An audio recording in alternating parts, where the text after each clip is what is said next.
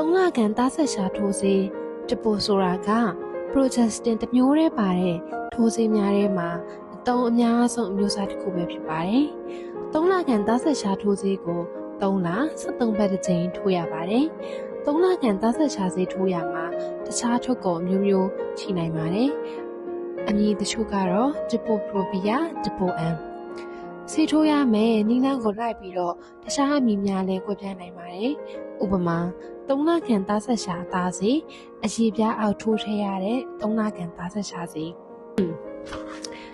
3 လခန့်သားဆက်ရှာထိုးဆေးတစ်ပုဒ်ကိုအမျိုးသမီးအရှိုးကမကြိုက်နှစ်သက်ကြပါဘူး။အဲ့ဒါတွေကဘာလို့လဲဆိုရင်ဘေးထွက်အာနိသင်များရှိကြပါတယ်။အဓိကအားဖြင့်ကတော့ရာသီလာပုံပြောင်းလဲမှုများရှိနိုင်တယ်။ဆေးအာနိသင်ဟာချက်ချင်းရက်သက်၍မရပါဘူး။ဆေးထိုးရက်လိုက်ပြီးနောက်ကိုယ်ဝင်ပြန်ရရန်အချိန်ကြာနိုင်ပါတယ်။အမျိုးသမီးအများစုမှာ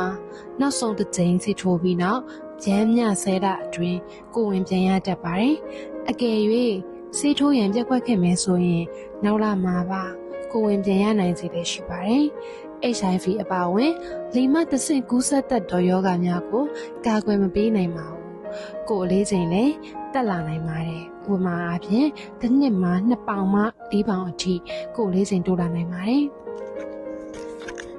ဒီလိုအခြေအနေတွေမှာထိုးဆေးထိုးခြင်းကိုရှက်တရပါမယ်။အကြောင်းရင်းမသိမိမကိုယ်မှသွေးစင်ခြင်းကောင်းတချမ်းကြိုက်ရှင်ကျန်းမာရေးအခြေအနေဆူဆူရွာရှိခြင်းကိုယ်ဝင်ရှိသည်ဟုတန်တရားရှိခြင်း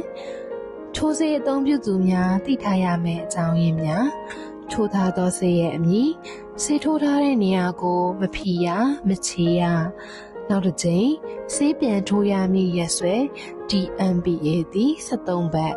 သတ်မှတ်ထားသောရက်ချိန်တိုင်းတွင်မမှန်ဆေးထိုးရန်ဆေးထိုးနောက်ကျလျင်နှစ်ပတ်ထက်မကျော်ပါကဆက်ထိုးပါနှစ်ပတ်ထက်ကျော်လျင်ကွန်ဒုံသုံးပါဆေးကိုလည်းဆက်၍ထိုးပါ